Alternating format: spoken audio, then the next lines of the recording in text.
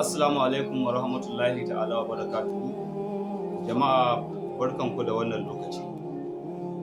Don Allah duk wanda ya samu wannan sakon, don Allah ya taimaka ya sharing din shi domin sakonmu ya kai inda muke so ya kai.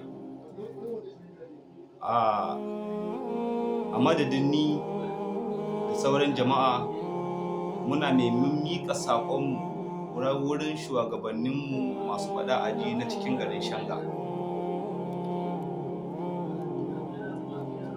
Muna kira ga shugabanninmu dangane da wannan patrol ɗin da ake ciki a yanzu.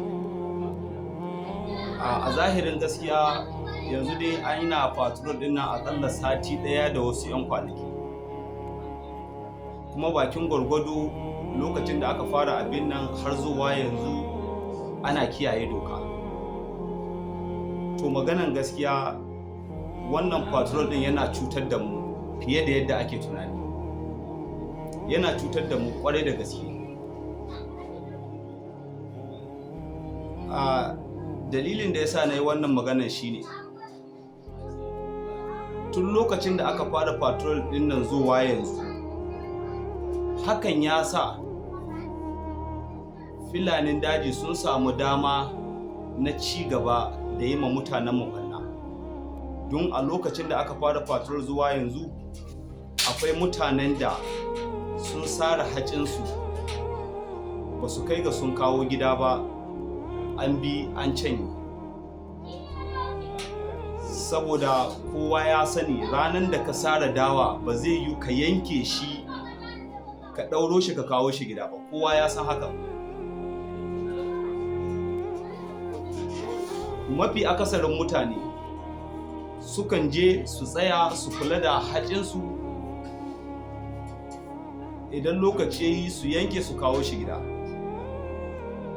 To wannan patrol din ba mu ce an yi laifi ba da aka sa shi a cikin gari, amma abinda muke so shine a dinga raba waɗanda ke patrol, wasu su koma daji.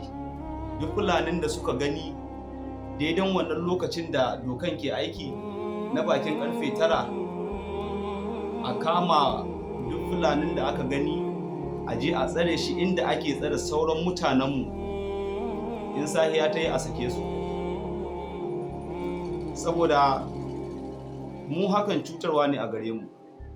A kama ka a je a kai ka baka kwana gidanka ba, sannan gari ya waye a ce sai ka biya kuɗi saboda an kama ka. Sannan kuma gonanka yana can, abinda kake son ka kawo gida domin kula da iyalinka an zo an canye.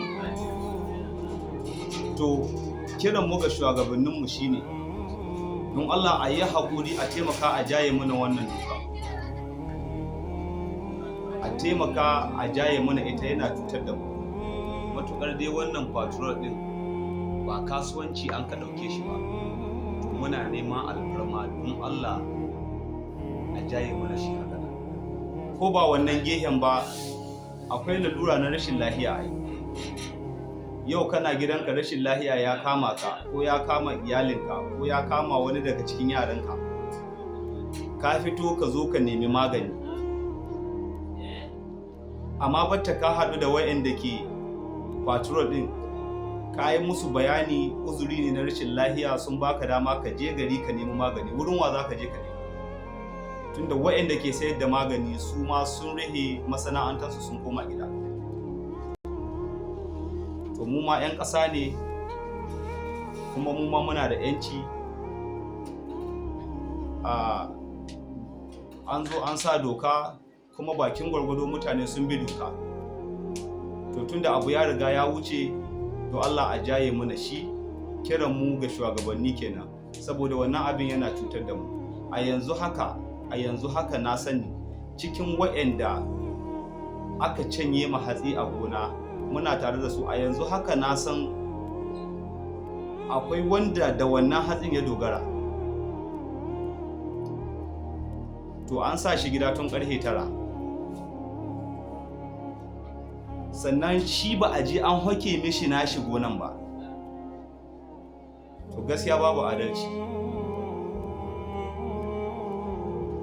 To muna kira ga shugabanni a taimaka a jaye muna wannan doka haka. Muna kira, mu ma 'yan ƙasa ne, kuma kun sani, kuma kun san cewa mu ma muna da rana wurin, ko ba yanzu ba ranar za ta zo, kuma kuma kun sani. Saboda haka ya kamata a yi mana adalci. A madadin ni da sauran jama'a muna kira gare ku, wannan shi ne.